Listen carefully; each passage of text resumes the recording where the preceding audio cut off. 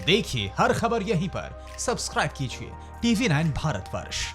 अगर एक तरफ टेस्टिंग ज्यादा हो रही है और उस टेस्टिंग का हवाला दिया जा रहा है तो उसको कंटिन्यू क्यों नहीं किया जा रहा है? उसमें 40% की लगभग कमी क्यों पिछले एक हफ्ते भर में देखने को मिल रही है? और दूसरी तरफ जहां पर यह कहा जा रहा है कि यहां कम हो रही है, अगर यहां कम हो रही है दिल्ली में, तो उनको अपने अपने राज्यों में भी देखना चाहिए कि वहां स्थितियां क्या हैं और उस हिसाब से लोगों की रिकवरी रेट क्या है और उनके यहाँ डेथ्स कितनी हो रही हैं, क्योंकि यही तो यार्डस्टिक्स हैं जिनसे ये देखना है कि कौन किस इस मामले में कैसा परफॉर्म कर रहा है।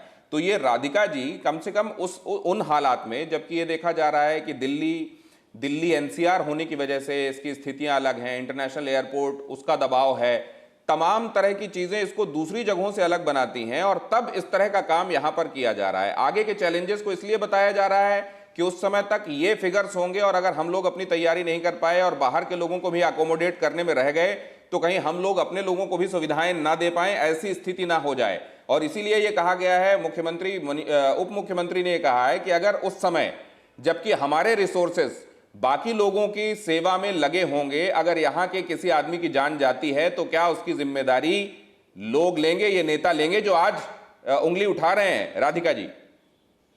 दिनेश जी, आपने जैसे बोला कि मैं फिर बोलूंगी, दिल्ली देश की राजधानी है। यहाँ पे बहुत लोग पहले से भी रह रहे हैं जो लॉकडाउन की वजह से अपने प्रदेश वापस भी नहीं जा पाए होंगे। और सच्चाई ये भी है, आप कोविड मरीजों को तो हम देख ही रहे, जो नॉन कोविड मरीज है उनका भी इलाज नहीं हो पा रहा है। ये चीजें हैं जो सरकार को पहले दुरुस्त करनी चाहिए थी कि नॉन कोविड मरीज जो है, जो इतनी इमरजेंसी केसेस है, उनको भी इलाज नहीं मिल पा रहा है, वो इलाज नहीं करा पा रहे, उसका आपने कुछ नहीं देखा। और आप बात करते हैं आंकड़ों की, डेथ केसेस कितने हैं, मैंने जैसे आपको कहा रिकवरी रेट दिल्ली की सबसे कम है। और सच्चाई की बात यह है कि ये दिल्ली की सरकार, देश की जनता, दिल्ली की जनता से आंकड़े छुपाती है, मौत के आंकड़े कोविड पेशेंट के। और ये भी सच्चाई है मुझको कि सुनाई नहीं दे रहा है कि आप लोग, क्योंकि आज मैं स्टूडियो के बाहर कहीं और बैठकर ये शो कर रहा हूं। तो एक बार फिर से मैं केके शर्मा जी के पास जाना चाहूंगा और अंदाजे में ही जा रहा हूं क्योंकि अभी तक मेरे को कान में आवाज नहीं आ रही है। केके शर्मा साहब, एक बात मैं आपसे ये समझना चाहता हूं कि ये बात जो अभी राधिका जी के पास में लेकर गया था कि दिल्ली को ये कहना कि आप सबको सुविधाएं दें, आप ये राइट टू लाइफ है, इसको मना नहीं कर सकते,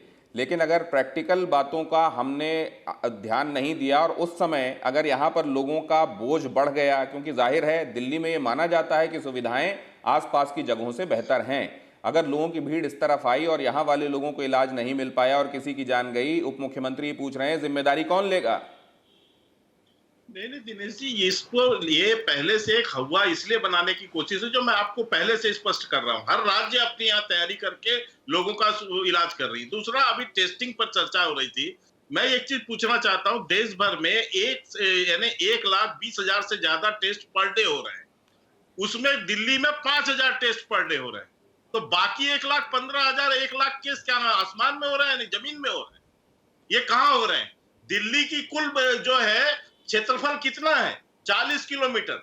पड़पड़गंज का आदमी 2 मिनट के आने चाहे तो आधे घंटे में राम मनोहर लोहिया आके टेस्टिंग करा लेगा, लाल लैब में आके कनाट प्लेस में टेस्टिंग करा लेगा।